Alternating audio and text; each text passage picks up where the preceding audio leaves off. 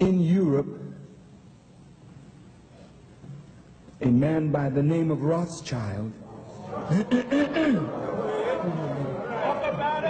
who claimed to be Jewish,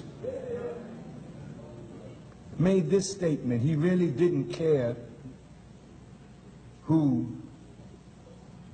was king or ruler, as long as he controlled the finance. Rothschild had 5 sons,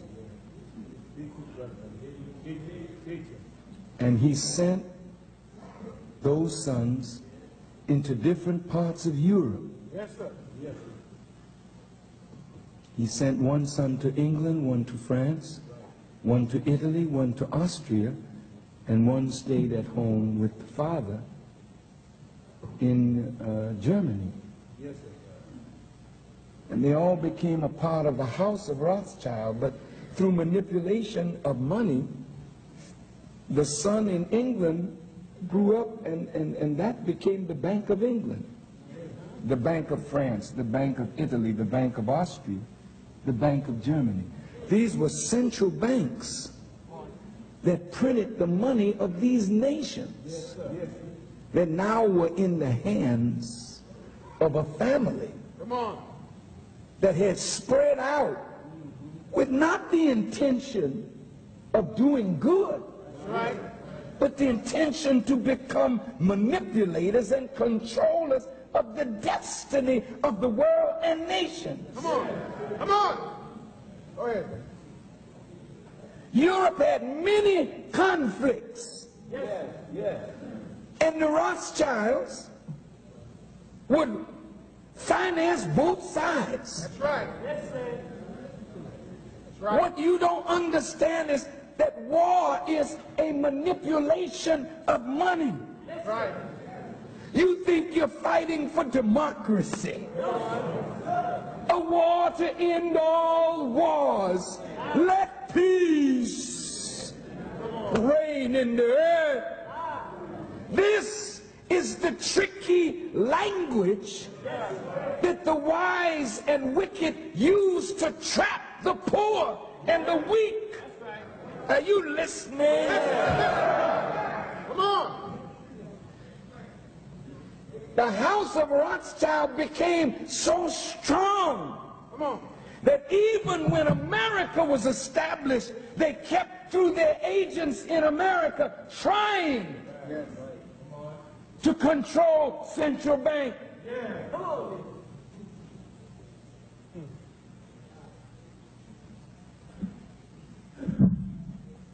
It hurt to read of the Civil War. People in the South didn't want nobody freeing the slave. That's right. That's right. I was not evil when I said that 75% of Jews own slaves. I didn't say it. You all wrote it in your history. Now wait. If you own slaves and they were the bedrock of your wealth, you did not want America free. Many were at the root of the Confederacy and the Confederate flag yesterday as well as today. Right. Abraham Lincoln was interfering with something bigger than just peace and war.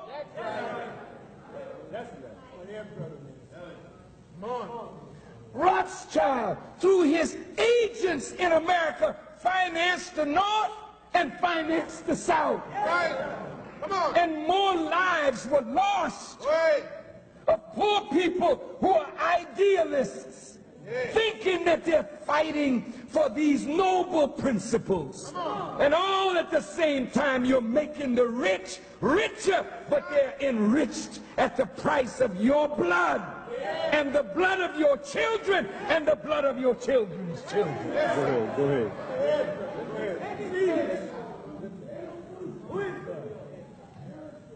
See, Brothers and sisters, look. There are many people in the country that know this. Come on. Yes, sir. But they don't have the voice of the poor.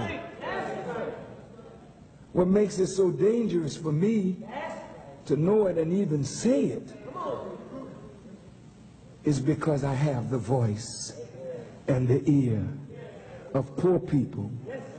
And once you know the truth, it's very difficult for you to go back into your sleep. So naturally, to say these things, it puts the spokesperson at great risk. Because America has been built on your backs. And if any truth comes to remove you, that's like somebody creating an earthquake. You see a beautiful building, but when the earth under it shakes, the walls come down, the ceilings come down. So that's why you have never been allowed a leader that could stay with you to speak to the masses of black people. Every time you had a leader that could speak to the masses, he was cut down. And he's cut down because the country is built on the backs of poor white, poor black, poor Jews. That's right. Come on.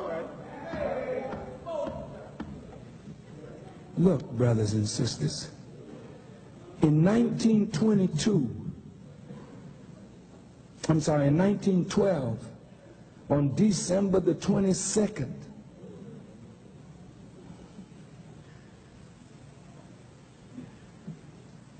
the Central Bank of America was taken over by certain families.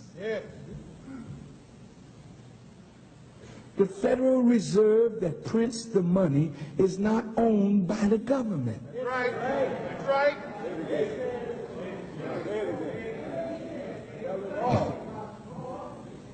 Inside the government, betrayal went down. And under the presidency of Woodrow Wilson, who was elected in 1912, the Federal Reserve System was established in 1913. He came. Did you know that at 1912, when Woodrow Wilson was elected, the debt of America was about $1 billion.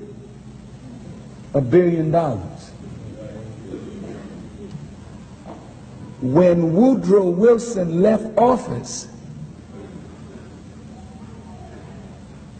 in 1920, the debt had risen 800 times what it was when he came into office.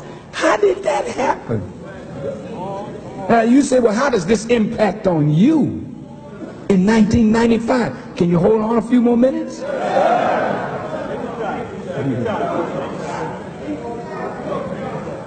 Look, brothers and sisters, in 1912, Woodrow Wilson was elected. 1913, IRS is established. Why was the Internal Revenue established? Because those who took control of the money knew that they were going to increase the debt of the country. And they had to have a way to recoup the debt. So the revenue was supposed to be a graduated income tax. This is the way it was put before Congress. Which, by the way, a graduated income tax is the second plank in the Communist Manifesto by Karl Marx. And what when you hear the Republicans talking about taking back government and giving it back to the people, it's because the government was moving the country on a socialist trend. Oh man, look. This thing is deep. Yes, sir. Look, Woodrow Wilson comes in, and he's going to keep America out of the war. The war started in 1914. Is that right? Yes, sir. Come on. Woodrow Wilson's second term is in 1916. Come on. He's keeping America out of the war. This is the way they talk when it's time to get elected. But the big boys behind the door, they knew that the only way to increase the debt was to somehow get America involved in the war that was raging in 1914. So through the manipulation of an incident with a ship called the Lusitania, America declared war on Germany. And in 1917, the American soldiers went to war in Europe. And in order to fight the war, America had to borrow money. Come on, that's right. Yes, sir. Come on. So who do you borrow money from? Come on. Who do you borrow? From those who print the treasury bonds. Think of it. Then they put interest on what America borrows. Come on. So the poor people are taxed to pay the interest. Come on, that's right. War over.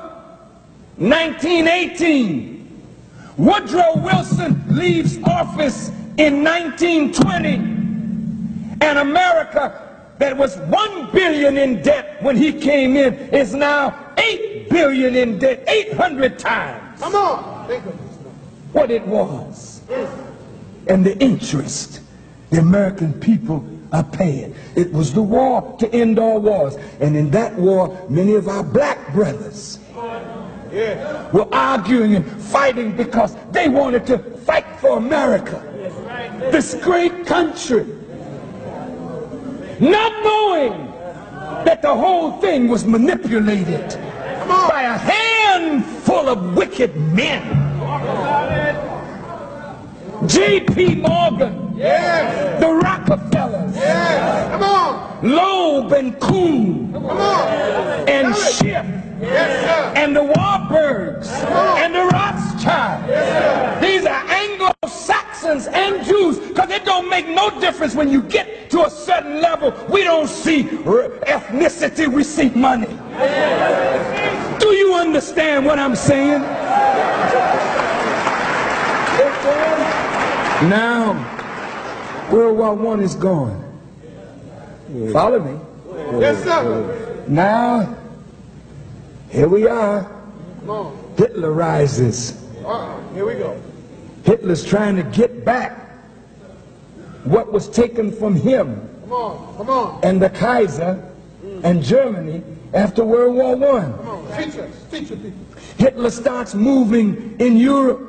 Ain't nobody saying nothing. Come on. Where are you going, Hitler? Hitler sees himself as some kind of messiah. Come on. Then guess who financed him? Teach your people. See, this is what they don't want to talk about.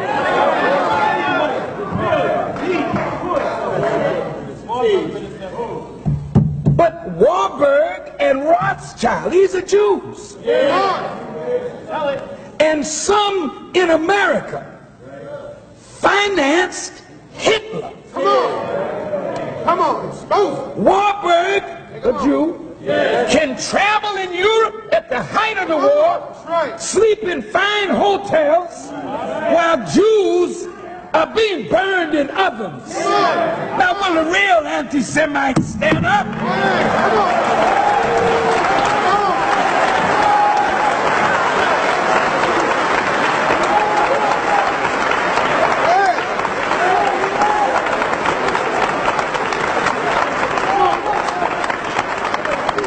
Now, look, this is known in certain circles.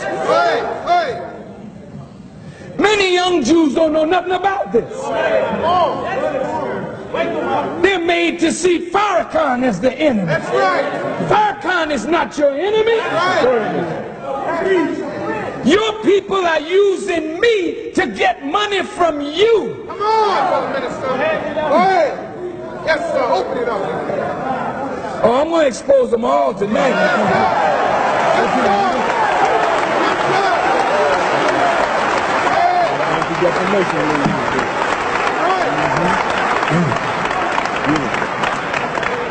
Yes, sir. They say the FBI was set up to catch criminals. Come on. Well, that's true. But the FBI is a criminal organization. Go ahead. Oh, Farrakhan, how could you say a thing like that? Come on. In staid old Springfield. It's the best place to say things like this. In staid old Springfield. The FBI has been a criminal organization. Come on. They don't care nothing about law.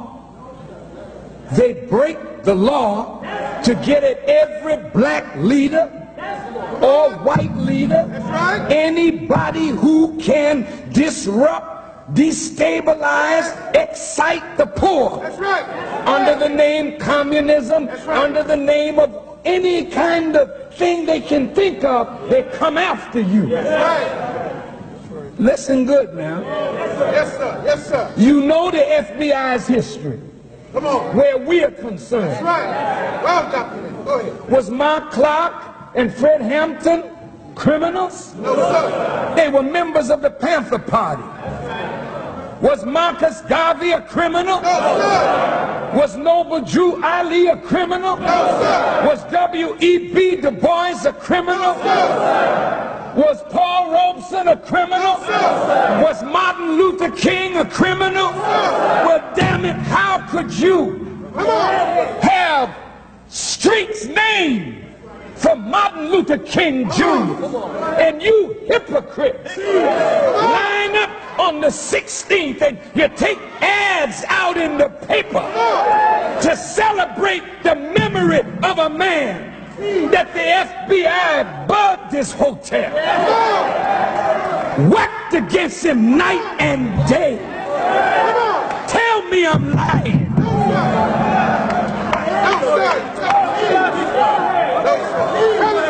They hated Dr. King. What is the real truth of his assassination? They hated Malcolm, and they hated Elijah Muhammad, and they hated the NAACP and the Urban League, and they worked night and day to destabilize every black organization. Now tell me I'm a liar.